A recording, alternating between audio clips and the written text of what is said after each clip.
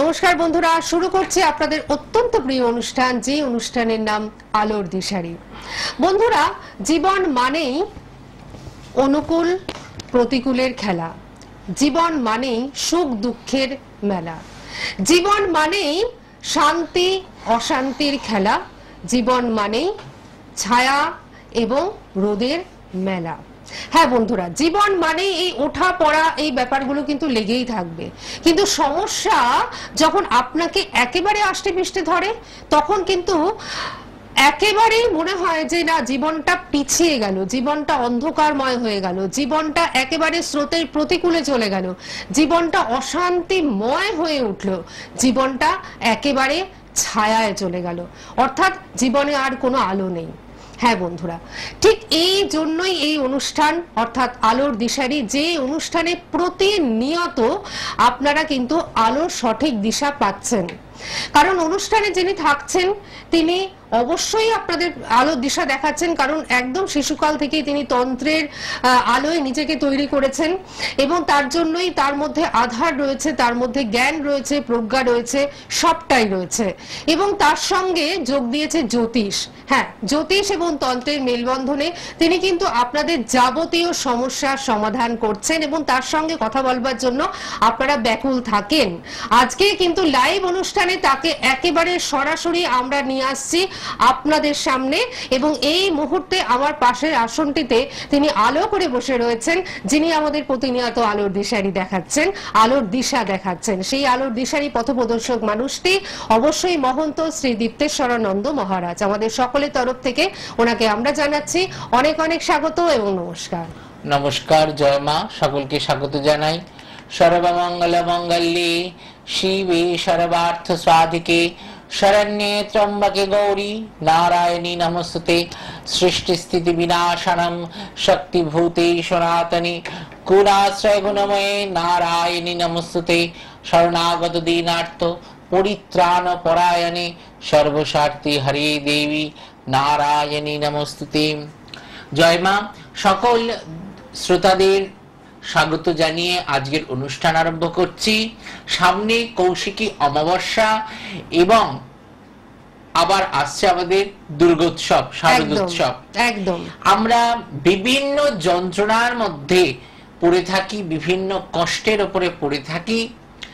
সেই বিভিন্ন সমস্যার সমাধান এক চুটকিতে আমরা করতে চাই। একদমই তাই, কিন্তু সব সময় জানবেন শর্টকাটে কিন্তু কিছু হয় না, কারণ ম্যাজিক ব্যাপারটা কিন্তু নয়, ম্যাজিক নয়। শর্টকাটে জীবনের কোনো সমাধান নেই।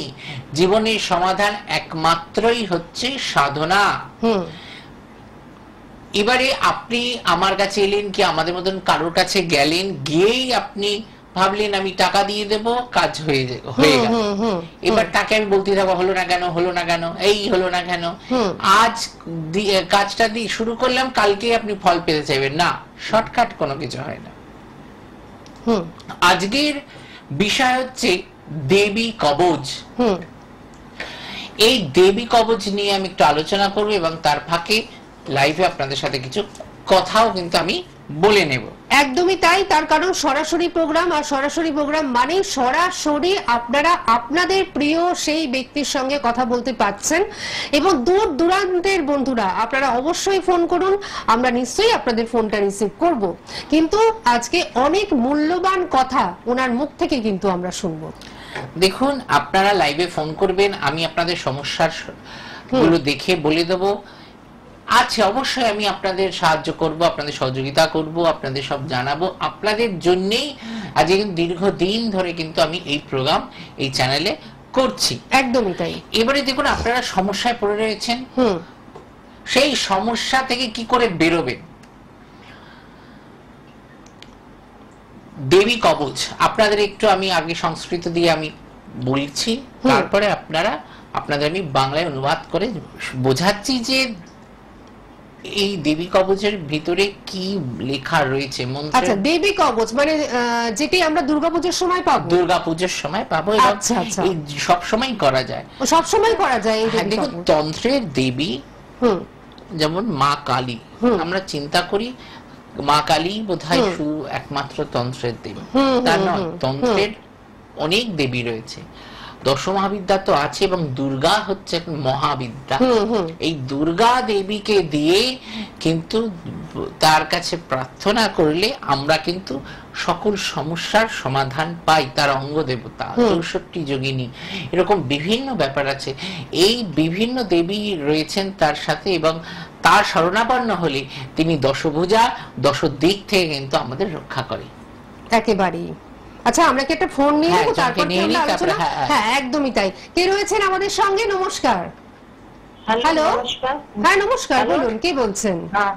নমস্কার, আমি পাণ্ডবেশ্বর থেকে বলছি। আমি আমার নাতনির সম্বন্ধে জানতে চাই। আচ্ছা, পাণ্ডবেশ্বর থেকে বলছেন, দুর্গাপুরের কাছে।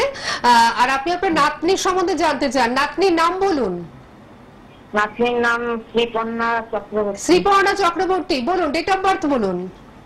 29/10/2014। 29/10 29/10/2014। আপনার নাতনি বা আপনার নাতনি তো বেশ ছোট এখনো, 10 বছর বয়স। 29। হ্যাঁ, এবার সময়টা বলুন। সময় 9:35। কখন? সকাল 9:35। সকাল 9:35, শিউরি, বীরভূম। বীরভূম। আচ্ছা, আপনি আপনার নাতনির সম্বন্ধে কি জানবেন? এখন তো ছোট, নিশ্চয়ই লেখাপড়া নিয়েই জানবেন। ও শারীরিক অবস্থা, আচ্ছা আচ্ছা আচ্ছা, ঠিক আছে, উনি দেখে দিচ্ছেন। শারীরিক অবস্থাটা উনি দেখে দিচ্ছেন। আচ্ছা, উনি নাতনি শারীরিক অবস্থা নিয়ে জানতে চান।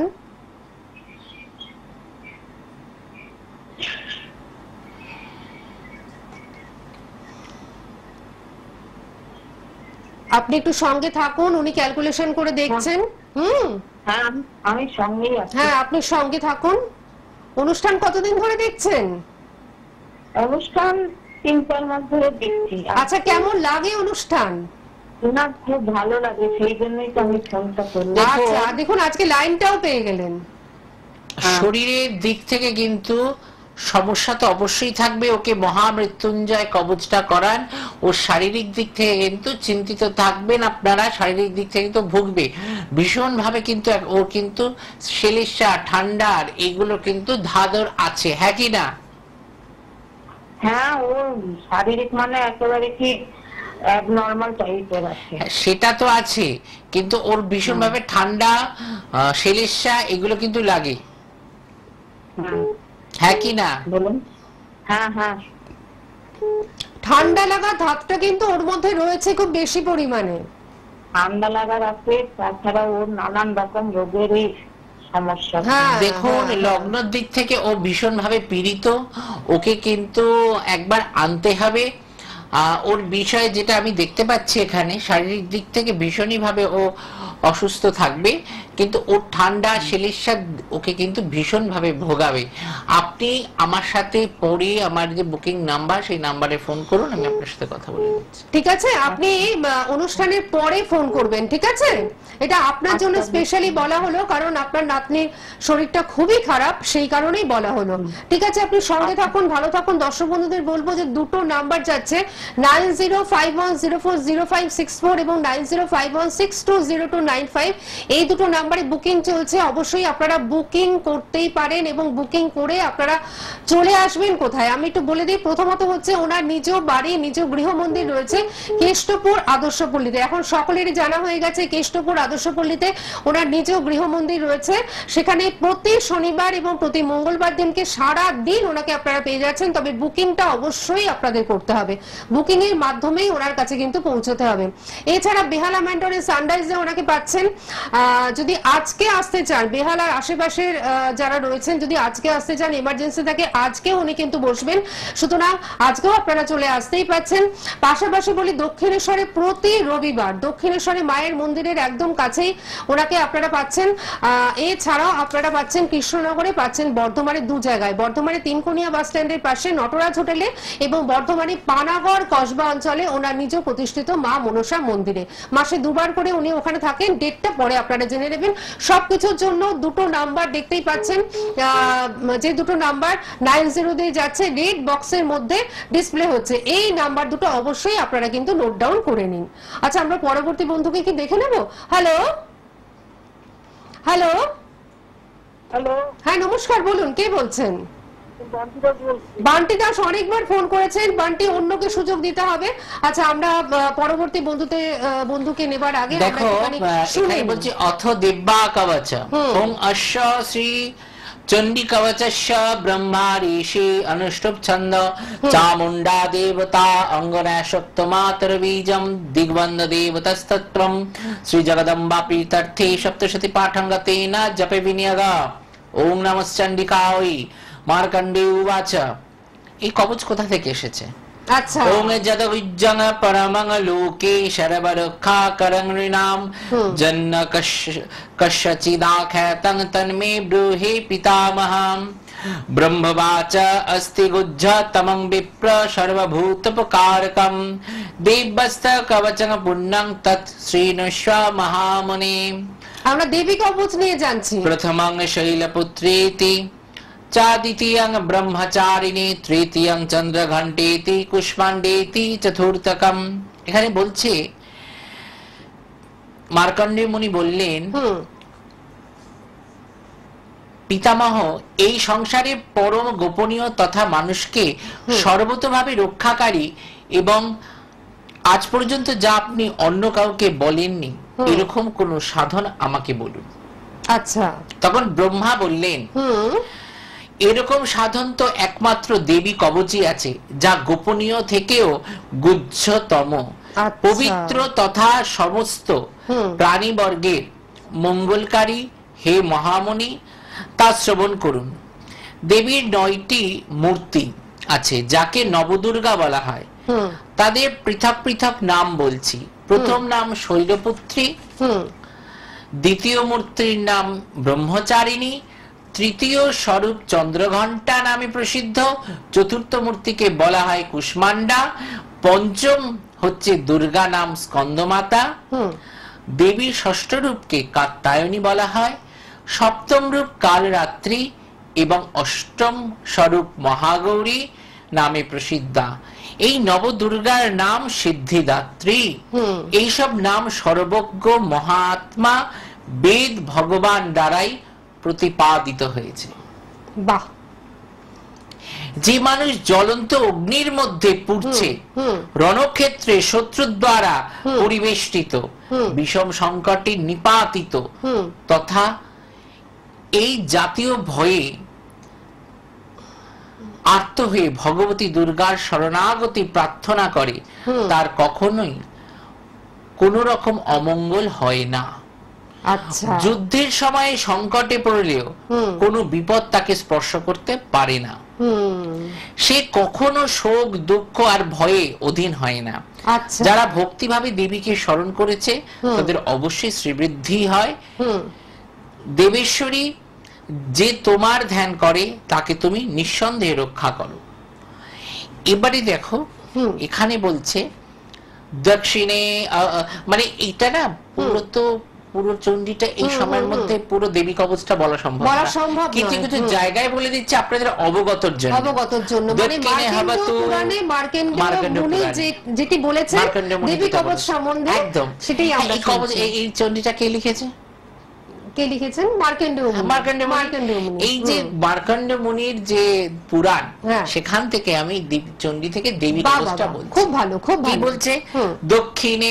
দক্ষিণে হবতু বারাহি নৈরিত্যং খড়গধারিণী প্রতিচ্ছং বারুণী লক্ষ্মেদ বায়ব্যং মৃগবাহিনী উদিচ্ছং পাতু কৌমারী ঐশানাং শূলধারিণী ঊর্ধ্বং ব্রহ্মাণি মে রক্ষ্মেদধস্তাদ বৈষ্ণবী তথা एवं दशदीश रक्ष्मेद चामुंडा शबवाहना जयामि चग्रत पातु विजया पातु पृष्ठत अजिता वाम पार्श्वे तु दक्षिणे चापराजिता শিখানমে দতিনি লক্ষ্মী দুম্মা মূর্ধনি ব্যবস্থিতা মালাধরি ললাটে চ ভ্রুবৌ লক্ষ্মীদ যশস্বিনী ত্রিনেত্রা চ ভ্রুব মধ্যে জবঘণ্টা চ নাসিকে।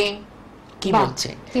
দক্ষিণ দিকে বারাহী এবং নৈঋত কোণে খড়গধারিণী আমাকে রক্ষা করুন। আচ্ছা। পশ্চিম দিক থেকে বারুণী এবং বায়ুকোণে মৃগারুরা দেবী আমাকে রক্ষা করুন। উত্তর দিকে কৌমারী এবং ঈশান কোণে শূলধারিণী দেবী আমাকে রক্ষা করুন। আচ্ছা। ব্রহ্মাণী আপনি ঊর্ধ্ব দিক থেকে আমাকে রক্ষা করুন এবং বৈষ্ণবী দেবী অধোদিক থেকে আমাকে রক্ষা করুন। এইভাবে সববাহনা চামুন্ডা দেবী 10 দিক থেকে আমাকে রক্ষা করুন। জয়া সামনের দিকে এবং বিজয়া পশ্চাৎ দিকে থেকে আমাকে রক্ষা করুন। বাম দিকে অজিতা এবং দক্ষিণ দিকে অপরাজিতা আমাকে রক্ষা করুন। আমার শিখা দতিনী দেবী রক্ষা করুন। উমা দেবী আমার শিরদেশে অবস্থান করে আমাকে রক্ষা করুন। ললাটে মালাধরি রক্ষা করুন এবং যশস্বিনী দেবী আমার ভুরুদ্বয় রক্ষা করুন। ত্রিনেত্রা দেবী আমার ভুরযুগলের মধ্যভাগ এবং যমঘণ্টা দেবী নাসিকা রক্ষা করুন। বাহ, মানে আমরা দেবী কবচের যে মাহাত্ম্য বা দেবী কবচের যে উদ্ভাবন সেটা কিন্তু আমরা শুনলাম। এই দেবী কবচের দ্বারা আমি আরো বলবো, আমরা একটু ফোন নিয়ে নেব, তারপরে আমি আবার বলবো। আমি আরো একটা বলবো, কারণ এই যে দেবী কবচ, এই দেবী কবচের দ্বারা ব্ল্যাক ম্যাজিক তো ফেল হয়। আচ্ছা। এমনকি শারীরিক কঠিন থেকে কঠিনতর, ভয়ঙ্কর থেকে মানে ভয়ঙ্করতর রোগও কিন্তু দূর হয়। বাহ, এই দেবী কবচের দ্বারা, এই দেবী কবচের এত শক্তি এই দেবী কবচে, এই এত শক্তি এই দেবী কবচে। আবার এই দেবী কবচ তো আছে এবং দুর্গা সপ্তশতীর বিভিন্ন পার্ট, বিভিন্ন মন্ত্র, এক একটা মন্ত্র, এক একটা অক্ষর কিন্তু মহাবান, অর্থাৎ ব্রহ্মাস্ত্র। ব্রহ্মাস্ত্র। আমরা মহালয়াতে সাধারণ মানুষ চণ্ডী শুনে অভ্যস্ত, দুর্গা পূজায় চণ্ডী শুনে অভ্যস্ত, কিন্তু এই চণ্ডী আমরা খুব সাধারণ ভাবে অনেকে নিয়ে নিই যে চণ্ডী পাঠ করছে, কিন্তু চণ্ডী, গীতা এগুলো কিন্তু মানে প্রত্যেকটা লাইন ইকুয়ালি। ভগবত গীতা যে জানে তার চণ্ডীকে বুঝতে সময় লাগবে না। ঠিক ঠিক ঠিক। ভগবান প্রত্যেকটা লাইন হচ্ছে একদম গায়ে কাটা দেবার মতো। ভগবান আমাদের কি বলেছে? অভ্যাস যোগ করতে। কি বলেছে? যে তুমি অভ্যাস যোগের দ্বারা আমাকে প্রাপ্ত হও। আচ্ছা, এগুলো সব অভ্যাস যোগের মধ্যে পড়ছে। ঠিক, এই অভ্যাস যোগের মধ্যে আমাদের প্রাপ্ত করতে হবে আমরা সত্যি, এবং সেটা তো সবার প্রত্যেকটা মানুষের পক্ষে সম্ভব হয় না, কারণ এটাও একটা সাধনা, একদম সাধনা। এটাও একটা সাধনা। এই যে কৌশিকী, চেষ্টা করতে হবে। এই যে কৌশিকী অমাবস্যা, এই সময় যদি দেবী কবচ তার আগের দিন চতুর্দশীর দিন প্রয়োগ হয়, অমাবস্যার দিনও প্রয়োগ হয়, মারাত্মক ফল হবে। আপনারা শুনেছেন তো, কৌশিকী অমাবস্যার আগের দিন যদি দেবী কবচ আপনারা ধারণ করেন তাহলে মারাত্মক ফল হবে। এমনকি সামনে যে আসছে নবরাত্রি, সেই সময় যদি দুর্গা সপ্তশতী প্রয়োগ করানো হয় তাহলেও মারাত্মক রেজাল্ট, মানে সাংঘাতিক রেজাল্ট, যদি মন দিয়ে করতে পারে আর সঠিক বিধিবিধানে যদি করতে পারে। সঠিক বিধিবিধান, মন দিয়ে করা, সঠিক মানুষ, সঠিক যোগ এবং বিশ্বাস, ভক্তি, 100% গ্যারান্টি, এতে ফল হয়। এটা আমার কথা না, এটা মার্কণ্ডেয় ঋষির। একদমই তাই। যদি আমার পিতা হয়ে থাকে, আমার পিতার পিতা থাকে, তার পিতা থাকে, তার পিতা থাকে, তাহলে ঈশ্বরও আছে। একদম। তাহলে এই যে ইতিহাসে যে গ্রন্থ আমরা পাই, পুরাণ পাই, সেগুলো কাল্পনিক নয়।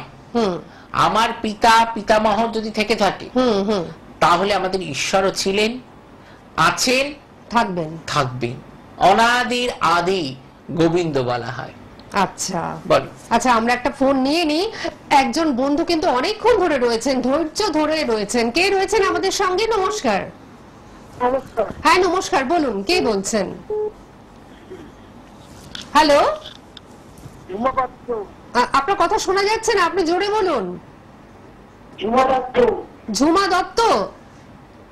আচ্ছা, আপনি বান্টি দাস বলছেন। এইভাবে লাইনটা আপনি এইভাবে লাইনটা বিজি করে রেখেছেন কেন? এত মানুষ ফোন করছে, আপনি কি ইয়ার্কি করছেন বলুন তো বাবা? আপনি চেম্বারে আসুন, আপনাকে প্রেডিকশন করে দেওয়া আছে।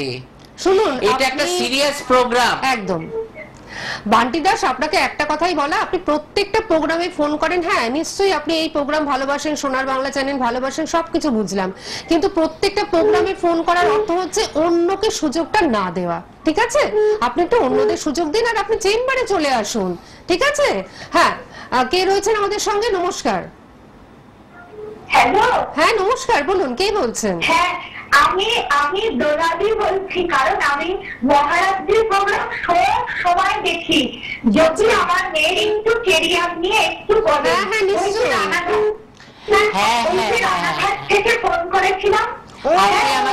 আমি আপনার ফোনের অপেক্ষা করেছিলাম মা। আমার নাম্বারটা তো আপনার কাছে আছে, রাত্রি করুন আপনার মেয়ের ক্যারিয়ার নিয়ে একটু আমার আলোচনা আছে। হ্যাঁ ঠিক ঠিক ঠিক, আপনি রানাঘাট থেকে ফোন করেছিলেন। আমি আপনার রাত্রে কথা বলছি। হ্যাঁ হ্যাঁ ঠিক ঠিক।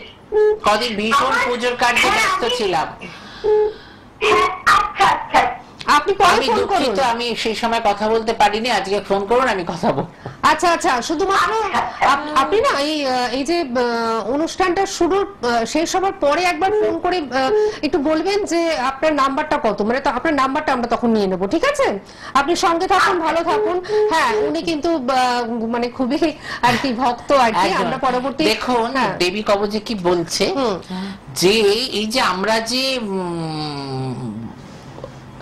ভীষণ ভাবে নেগেটিভ এনার্জির মধ্যে পড়ে থাকি, নির্ভয় জায়তে মর্ত সংগ্রামিশ পরাজিতা ত্রৈলোক্যেতু ভবেত পূজ্য কবচেনাবৃত পুমান ইদং তু দেব্যা কবচং দেবানমপি দুর্লভম যঃ পঠেদ প্রজতো নিত্যং ত্রিসন্ধং শ্রদ্ধয়ান্বিতম दैवी कला भवेतश्च त्रैलोक्ये च पराजितं जीवेद वर्षतं शग्रम अपमृत्यु विवर्जितं नश्यन्ति व्याधयो सर्वे लुता विस्फटकादयो स्थावरं जङ्घमं चैव कृत्रिमं चापि जद विषं ओभिचाराणि सर्वाणि मन्त्रजन्त्राणि भूतले भूचरा खेचरश्चैव जलजाश्च पदेशिका सहजा कुलजा माला डाकिनी शाकिनी तथा अंतरिक्षचरा घोरा डाकिनेश्च महाबला ग्रहभूत पिशाचश्च যক্ষ গন্ধর্ব রাক্ষসা। বলছে কবচের দ্বারা সুরক্ষিত মানুষ নির্ভীক হয়, যুদ্ধে তার কখনো পরাজয় হয় না, এবং সে ত্রিলোকের পূজ্য হয়। দেবীর এই কবচ দেবতাদেরও দুর্লভ। প্রতিদিন নিয়ম করে যে ত্রিসন্ধ্যা শ্রদ্ধার সাথে এই কবচ পাঠ করে তার দৈবী কলা প্রাপ্ত হয়, এবং সে ত্রিলোকে কোথাও পরাজিত হয় না। শুধু এই নয়, সে অপমৃত্যু থেকে রক্ষা পেয়ে রক্ষা পেয়ে থাকে, তার আয়ু বৃদ্ধি হয়, এবং কলেরা, বসন্ত এবং কুষ্ঠ ইত্যাদি সমস্ত ব্যাধি থেকে সে মুক্ত থাকে। এবং কি আবার কি বলছে দেখো, দৃষ্টিপাতেই নির্বিষ হয়ে যায়। কাদের এই যে ভুচরা খেচরা যে সব মালা ডাকিনী শাকিনী আছে, ব্ল্যাক ম্যাজিক, এগুলো সব কিন্তু এই কবচের দ্বারা পাঠক এবং ধারণকারী যে যদি কবচটা তৈরি করেও পড়ে এবং পাঠকও থাকে, তার দৃষ্টি মাত্রই কিন্তু এই নেগেটিভ এনার্জি, নেগেটিভ যা আছে দূর হয়ে যায়। এত পাওয়ারফুল একটা দেবী কবচ। আমি এটাই বলবো, আপনারা এই শ্রী শ্রী চণ্ডী আপনারা সংগ্রহ করুন, করে বাড়িতে আপনারা পাঠ করা স্টার্ট করে দিন। মনে মনে সংকল্প করুন, মানসিক সংকল্প করে, মা আমি আমার এই কারণে আমি তোমার শরণাপন্ন হয়েছি। মা দুর্গার ছবি বসান, ফল দিন, ঘিয়ের প্রদীপ ধরান। মঙ্গলবার থেকে স্টার্ট করুন, অথবা অষ্টমী, চতুর্দশী, নবমী ধরে স্টার্ট করুন। কৃষ্ণপক্ষে দেখবেন খুব ভালো ফল পাচ্ছেন। এবং এটিকে সিদ্ধ করে, সিদ্ধ কবচ যদি আপনি এই দেবী কবচটা যদি নিতে পারেন, এই দেবী কবচ 1008 বার জপ পাঠ, অথবা 10,000 পাঠ, 1.25 লাখ পাঠ, এগুলো যদি করিয়ে আপনি সিদ্ধ করতে পারেন, তাহলে কিন্তু আরো দেখতে হবে না, তাহলে কিন্তু আরো ভালো ফল হবে। তাহলে আমাদের সাথে যোগাযোগ করতে পারেন, কিন্তু আপনারা মায়ের শরণাপন্ন হন, দেখবেন জীবনে কোনো কষ্ট থাকবে না।